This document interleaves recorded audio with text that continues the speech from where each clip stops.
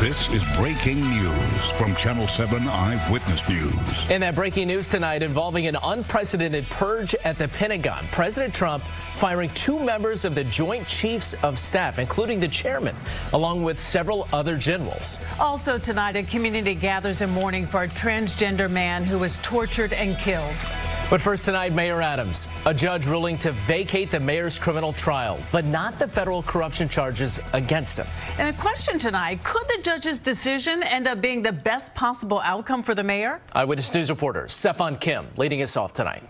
Well, I think, a life is full of process. It's about the process. I respect the process. Mayor Adams today says he's not disappointed in Judge Ho's decision to not dismiss his corruption trial, but instead appoint an independent attorney to argue against DOJ's motion. I have a great deal of faith in my legal team. The judge ordering outside counsel, former U.S. Solicitor General Paul Clement.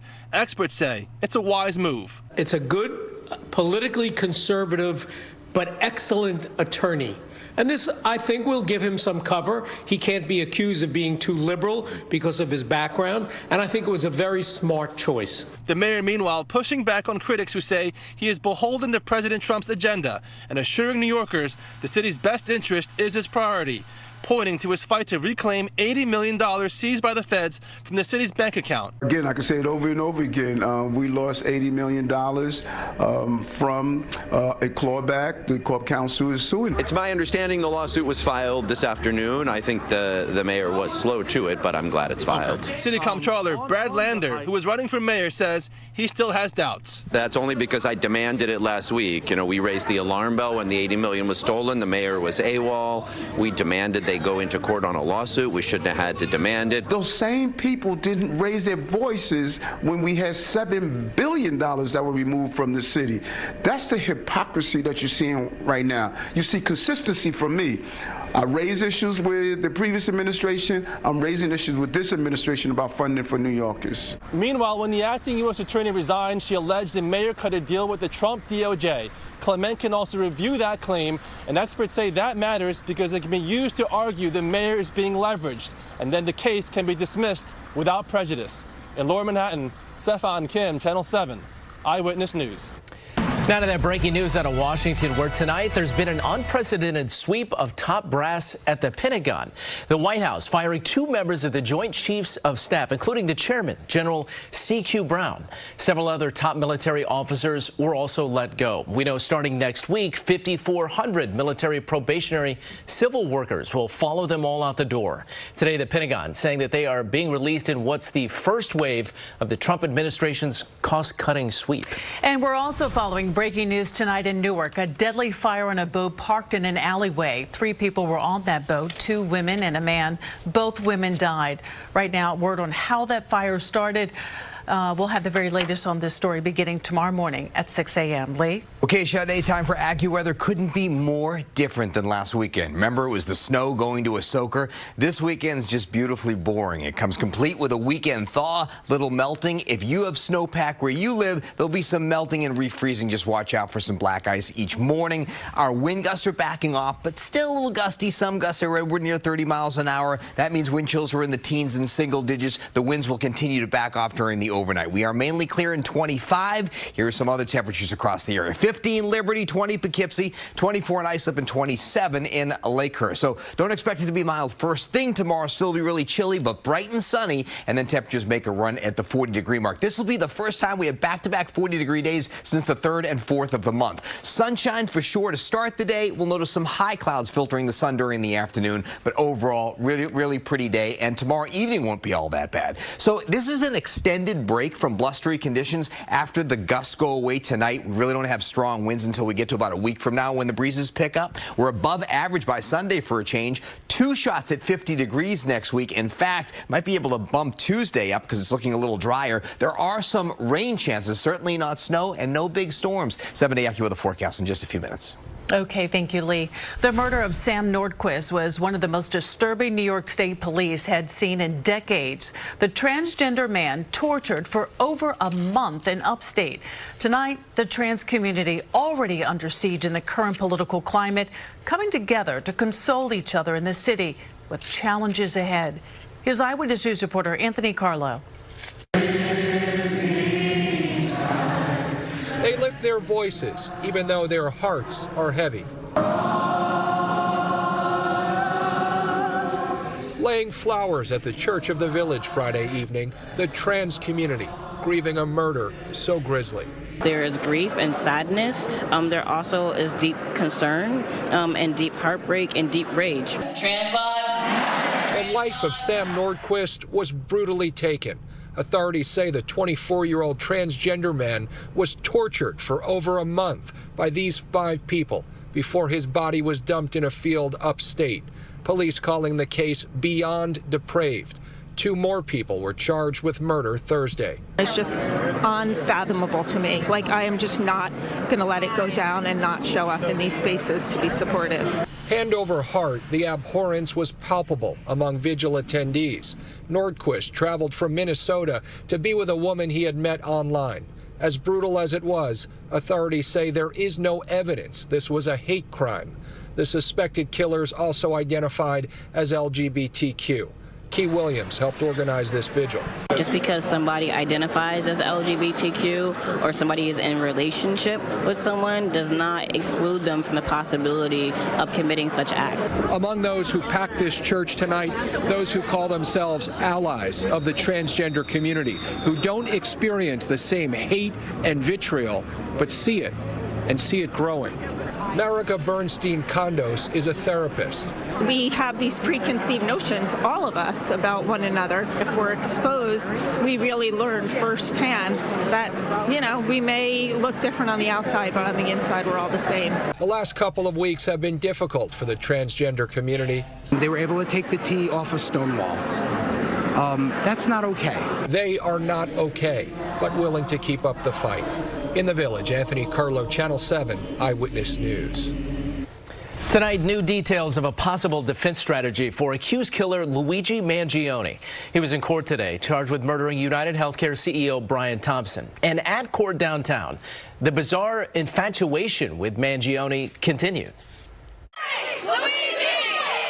Tonight, this was the scene outside the courthouse in Lower Manhattan. A crowd of supporters, many angry at the healthcare system, hoping to catch a glimpse of accused killer Luigi Mangione. Stop denying! The case, a cultural flashpoint.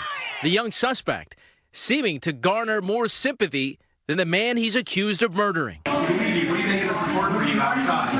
In court today, Mangione wearing a bulletproof vest over a dark green sweater, surrounded by officers, sat before a judge shackled at the ankles and handcuffed.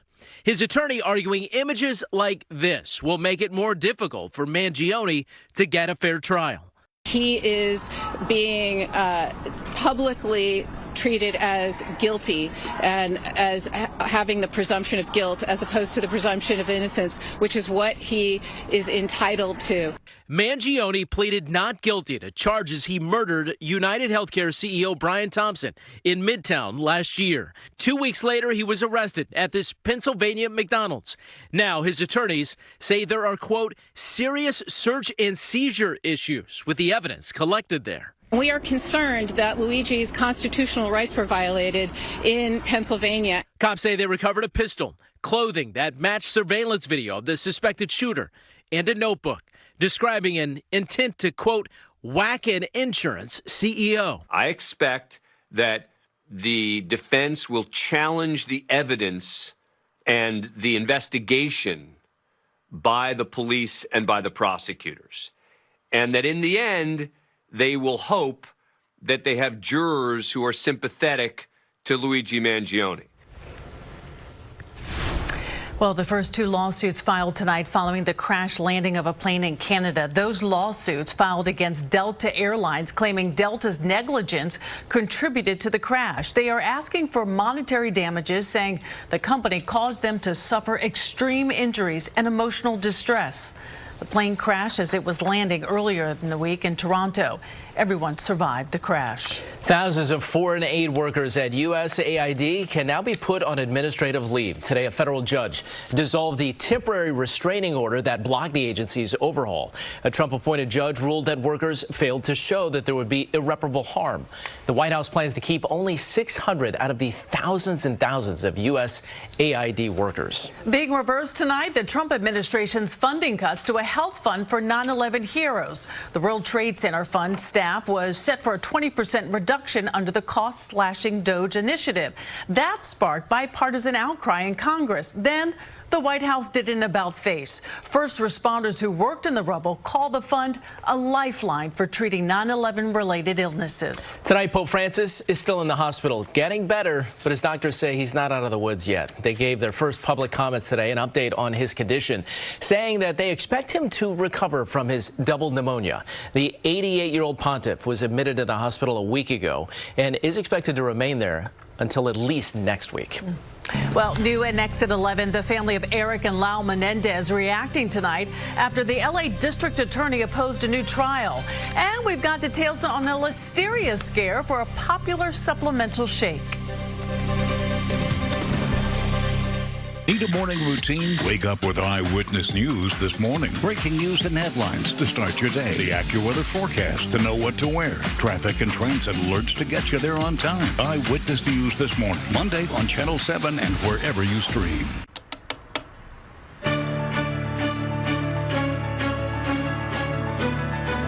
Introducing a symphony of new possibilities at Seminole Hard Rock Hotel and Casino. With live craps, roulette, and sports betting, alongside our classic ensemble of slots, blackjack, and baccarat.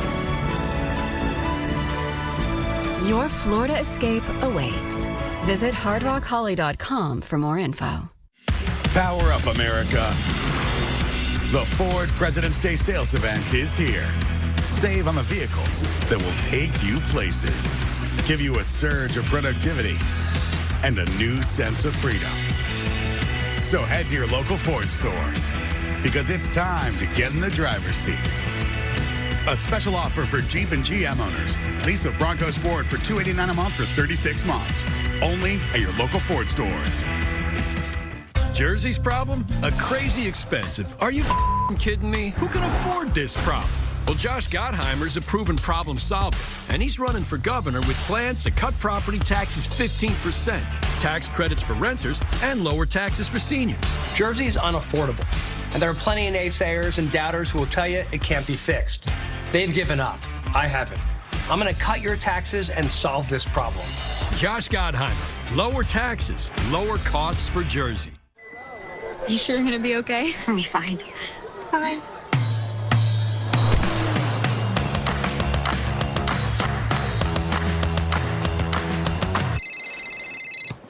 Hi. Hey, how are you guys? We're getting by. Great. You never want to lose your edge. This is an SUV that really understands that. The Lexus RX. Get special offers on select Lexus RX models. Watch Tiempo with Joe Torres, wherever you stream ABC7 New York. Tonight, there's fallout from a surprising decision not to free the infamous Menendez brothers. Their family now reacting, and the new Los Angeles District Attorney says he is opposing the brothers' request for a new trial or to be exonerated.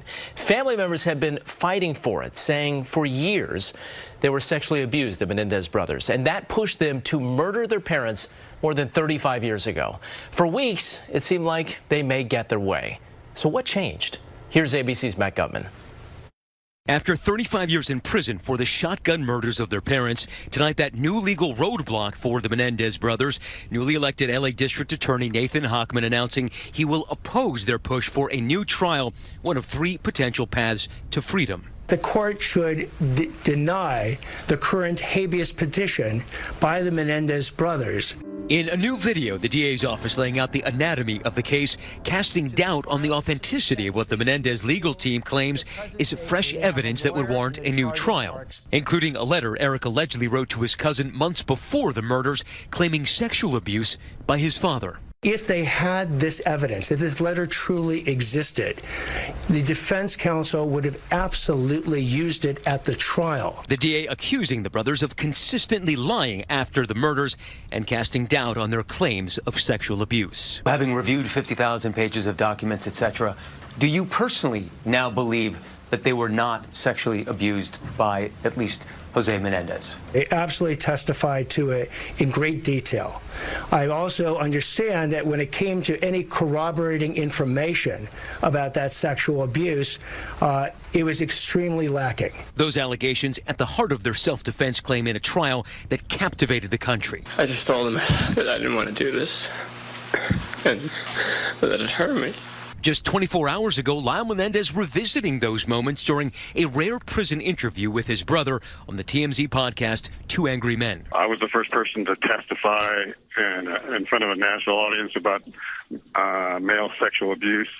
I received a lot of ridicule in the 90s about it, but also a lot of support and a lot of victims reaching out, appreciating that, and finding their voice through mine. All of this has come as a blow to the Menendez family, which has pushed for the brothers' release, including Kitty Menendez's own 93-year-old sister, Joan.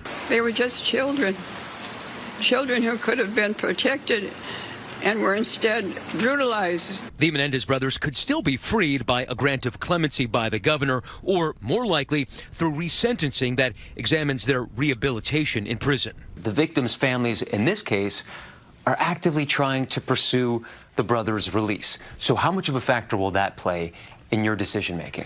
That certainly is a factor. It's a factor that we're obligated to consider, and that's why I've actually met with each one of the Menendez family members who wanted to meet with me. And Hochman telling me he'll have a decision on resentencing the Menendez brothers a week from next Monday. Meantime, the Menendez brothers' family with a scathing response to the DA, saying that they are profoundly disappointed at his decision today and that it opened up old wounds and discredited the trauma they experienced. Matt Gutman, ABC News, Los Angeles. The New Jersey man found guilty today of trying to stab author Salman Rushdie to death could be sentenced to a quarter-century behind bars. A jury south of Buffalo convicted Hadi Matar of Fairview of attempted murder and assault. 3 years ago, he charged a stage where Rushdie was appearing and left the writer blind in one eye. Rushdie had been denounced by Muslims for writing his book, The Satanic Verses. The LA fire chief in charge during those recent massive California wildfires lost her job today. LA Mayor Karen Bass removed Kristen Crowley, replacing her with an interim chief. The mayor blasting Crowley for sending firefighters home on the morning that the flames erupted. Those wildfires raged for 3 weeks, scorching 37,000 acres and killing 29 people. In tonight's health alert, a warning tonight about a listeria outbreak linked to some frozen shakes. The Cisco Imperial and Lions Ready Care frozen supplemental shakes were distributed to hospitals and long-term care facilities. At least 38 people have been infected in 21 states. 11 people have died. Most lived in long-term care facilities or hospitals prior to becoming sick. The FDA says the outbreak includes cases dating back to 2018. One more health alert tonight. It appears that the shortage of some popular weight loss drugs is now over. The FDA saying there is no longer a shortage of Wegovy and Ozempic. In addition to weight loss, the drugs are also used to treat diabetes. Increased demand led to a shortage that started back in 2022.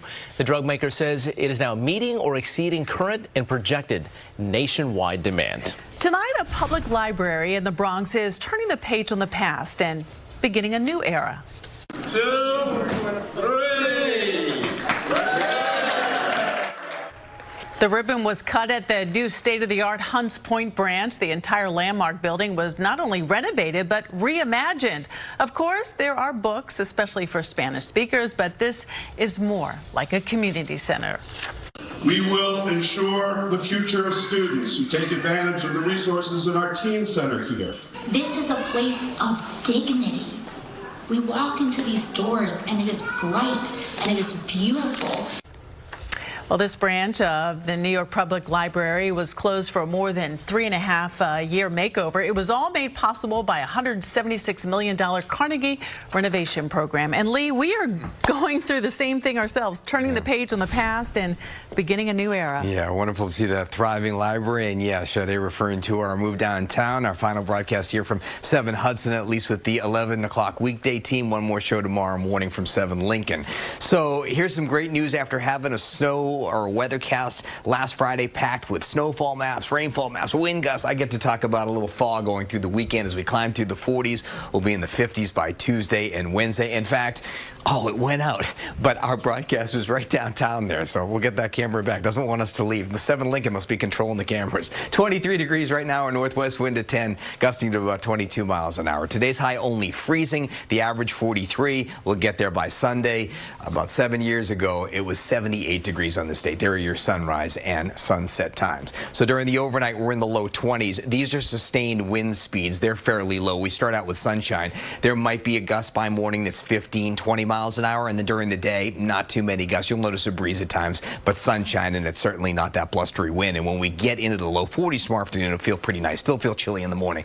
What you notice here is some high clouds that are spilling into the Catskills, and that's kind of the idea over the next week is Clipper systems going to our north, and occasionally some clouds are spilling in. Otherwise, a really quiet pattern. We'll start out with teens and low 20s tomorrow morning. We'll notice some high clouds that stream in during the day, but not too bad during the afternoon. Again, upper 30s to around 40 degrees. A blanket of cloud cover tomorrow night will keep us from falling too much. We'll be in the mid-20s to lower 30s. And then during the day on Sunday, it's a mix of sun and clouds. A little cloudier north, a little sunnier south, but low 40s should do it. And again, even higher as we go into Monday, low and mid-40s on Sunday, above average for a change. See how these systems are to our north, so I do think there'll be a fair amount of clouds on Monday, a little bit of sunshine, but temperatures in the mid-40s. That's a dry day. And even Tuesday is trending drier because this system is going to send most of its shower activity along a north I-90. I could see an afternoon shower. There's a better chance north. There will be some clouds around, but our temperatures that day, if we don't see showers, we get a little sunnier, maybe low and mid-50s that day. Similar on Wednesday. That's probably the best bet, a milder mix,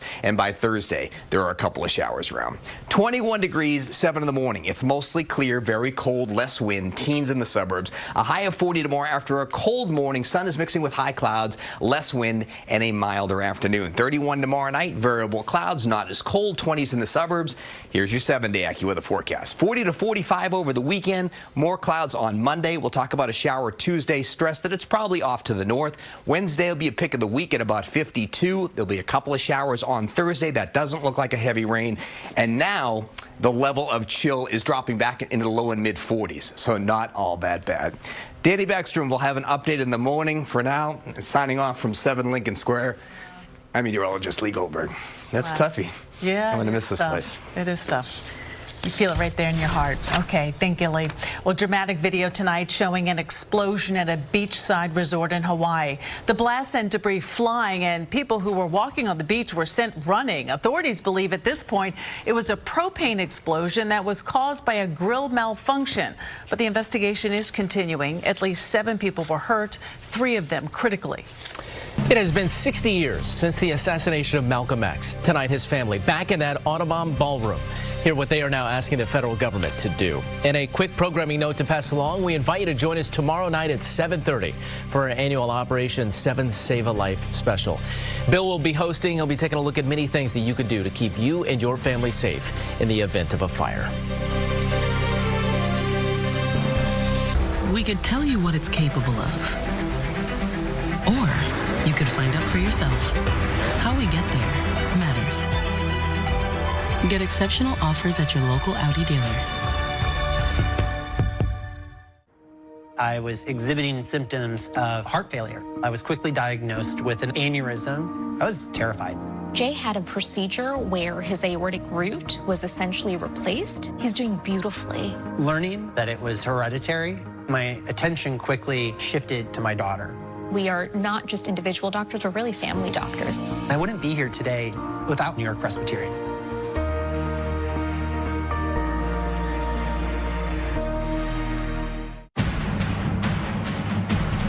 It was absolutely amazingly divine. I thought I was going to heaven. Breathtaking. It is absolutely stunning.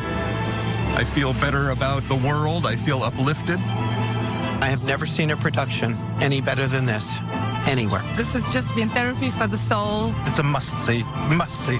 Make sure you see it. Make sure you see it. Coming to Lincoln Center, March 26th through April 13th. Shenyun.com. We could tell you what it's capable of. Or you could find out for yourself. How we get there matters. Get exceptional offers at your local Audi dealer. Eyewitness News needs your help to protect our children. Have you seen Damani? ABC-7 thanks you for helping to protect our children. 6 decades ago, civil rights activist Malcolm X was assassinated in Harlem. And all these years later, and on the anniversary of his killing, his family is pushing for the declassification of documents surrounding his death. They say there are facts out there that can tell the full story of what really happened. Here's Marcus Solis. JFK, RFK, MLK. We need to add Malcolm X. It's a demand for answers that Malcolm X's family and lawyers have made before, but now they hope the political circumstances are different. On the 60th anniversary of the assassination of the civil rights leader, in the very room where the killing took place, attorney Ben Crump called for the government to declassify files related to the case. It's almost as if you're putting together the puzzle, but a chunk of the puzzle is missing because individuals on the other side of the room are holding the puzzle pieces behind their back. Malcolm X was shot 21 times by multiple gunmen during a speech in the Audubon Ballroom. In 2021, 2 men convicted of the crime were exonerated. The family has long alleged the then 39-year-old was the victim of a government conspiracy and cover-up, and last year filed a $150 million lawsuit against the Department of Justice, the FBI, CIA, and the NYPD. It has been a challenge, but we are going to have a lot of faith that we will be able to vindicate his assassination. Last month, President Trump signed an executive order calling for the release of files related to the assassinations of John F. Kennedy and Martin Luther King. Crump says Malcolm X's case should be among them. Of course, they targeted Malcolm X. These records will lay that bare. On May 19th, the family will mark what would have been Malcolm X's 100th birthday. They hope to have the files and the information they seek by then. In Washington Heights, Marcus Solis, Channel 7, Eyewitness News. Tonight, the victim of a shark bite finally gets to walk out of a Florida rehab facility.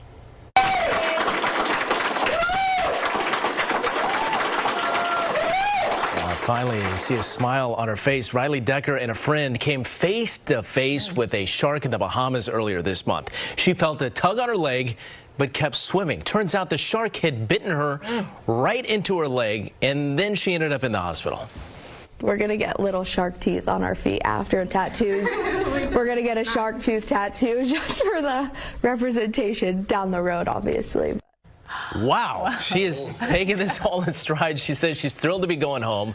She's grateful for the support with the shark stuffy and all, and she appreciates all the friends coming to rally around her. She has a great sense of humor. Good for her. We'll be right back with Anthony's Day in Sports. You're feeling happy now. Wait until you see what I have to show you. Denzel Washington, Jennifer Aniston, Zendaya, Chris Stapleton. Kimmel brings the best in show. You're good with that? I'm ready. Then sign me up. New Kimmel, weeknights on ABC. Come on, what can I do to help you? Come on, buddy, headphones. What? Hey! Okay, all right. What kind of movie? Said I don't want to talk about it. Wait. Trey, what are you doing? And the molecules are...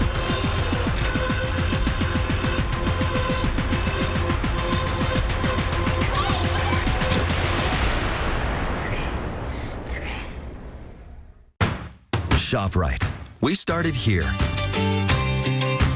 We help you save here. We're family owned here. ShopRite. We are here. Dear winter, we're coming. Our squad of vehicles with all-wheel drive and four-wheel drive is ready to take you on. Safety's the name of our game. Bundle up. Toyota. Get President's Day savings all month long. Right now, get 1.99% APR on a new 2025 Tundra or Tundra iForce Max Hybrid, our most powerful Tundra ever. Find yours at Toyota.com. Toyota. Let's go places. Entering tonight, the Knicks were 0-5 against the top 3 teams in the NBA. So wouldn't you know it, the next 2 games on the Knicks schedule are against the Cavaliers and the Celtics, 2 of the top 3 teams in the NBA. So let's just say the trend continued. OG Anunoby making his return tonight after missing the last 6 games with a toe injury at 5 points. But it was all Donovan Mitchell rested the way he finished with a game-high 27 points, 24 of them coming in the first half. The Knicks get dismantled by the Cavaliers 142-105. That was the final. That's the largest loss under Coach Tom Thibodeau. Over to the hottest team in New York. The ladies of NYU have won again for the 54th straight time. Yet another game added to the longest winning streak in the country.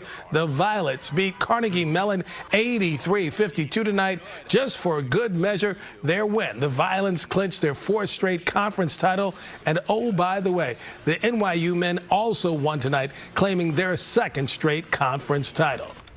Is it just me, or does it feel like the World Series just ended? And is it just me, or is everybody else ready for baseball? I got good news, because baseball is back. The Yankees playing their first spring training game against the Rays. Aaron Judge not in the lineup to keep him rested and healthy. Marcus Stroman got the start for the Yankees amid the trade talks. He went 1 inning, 1 strikeout, and 2 hits. Yankees off-season addition Paul Goldschmidt providing the Yankees offensive spark. In the bottom of the first, Goldie rips one to deep left field. Off the wall, 2 runs coming to score. A great start for the spring for the Bronx Bombers. The Yankees win 4-0.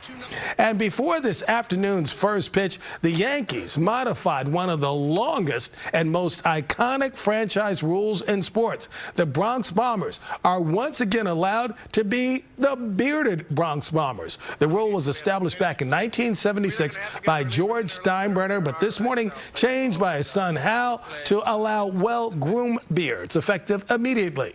Garrett Cole said the only guidelines they offered is to not look like Duck Dynasty. An interesting visual for the seemingly new-look Yankees. Hal, what was the reason for the change? Winning was the most important thing to my father. And again, I think if somebody came and told him that they were very sure that this could affect us getting the players we want to get, I don't know. I think he might be a little more apt to do the change that I did than people think. All right, that new rule change sparking some interest from Yanks alum Derek Jeter took to Instagram, and Derek is sporting a new look. Check him out. And that's it in sports. All right, thanks. We'll be right back. Get your morning catch-up with Eyewitness News this morning. Developing story right now. New overnight AccuWeather forecast. It's cold outside, just a little FYI. It gets better, I'm telling you. Just trust me. And commuter alerts. We see the brake lights. You want to hear this. Wake up with Eyewitness News this morning. I smoke when I'm reading. I smoke when I'm playing. I smoke after dinner. When you smoke around kids, it's like they're smoking. Kids with asthma who are exposed to secondhand smoke have more frequent and severe asthma attacks. It's time to clear the air. Don't miss massive President's Day savings. Get up to 30% off through Monday at Raymore and Flanagan. Elevate your everyday with a new sectional. A dining table where loved ones gather. A bedroom sanctuary where worries melt away. All up to 30% off. Bring your vision to life instantly with delivery in 3 days or less. Or choose interest-free financing with no fees and no minimum purchase for 36 or 48 months. Enjoy unbeatable President's Day deals only through Monday at Raymore and Flanagan. Sight and Sound Theaters presents one of the most extraordinary Bible stories as it comes to life on stage. Noah, I will cover the earth with a great flood. A flood? You must build an ark. Come on board for one of the world's best-known voyages in this landmark original production that's captivated audiences for generations. Lord, thank you. I couldn't have done any of this without you. Noah, returning to Sight and Sound Theaters in Lancaster, Pennsylvania for 1 season only. Stereo, fire, burning brighter, do it so exceptionally. Shout it louder, let them hear ya. I got to be me, I got to be free. The perfect blend of design and performance. The Genesis G70 and new G80. Lease the 2025 G70 for $349 per month. Exclusively at your tri-state Genesis retailers. The best way to stay ahead of the weather is together with AccuWeather, the team that always looks out for you. Busy week ahead? Let's plan it together with AccuWeather. And the best way to stay safe And get live updates. is to stick together. Together with AccuWeather on Channel 7. So this is it. This is our last 11 o'clock news from 7 Lincoln Square, now to a new era at 7 Hudson. So we're going to miss everyone here on the Upper West Side so much. No doubt. Thanks to our teammates in this building who made it so special. Thanks to my family who's here tonight. You're going to love the new studio downtown. All the tools to make news great for you guys. It's going to be a great move. Looking forward to it. All excited for a new beginning. Yeah. Thanks, everybody. Thank you.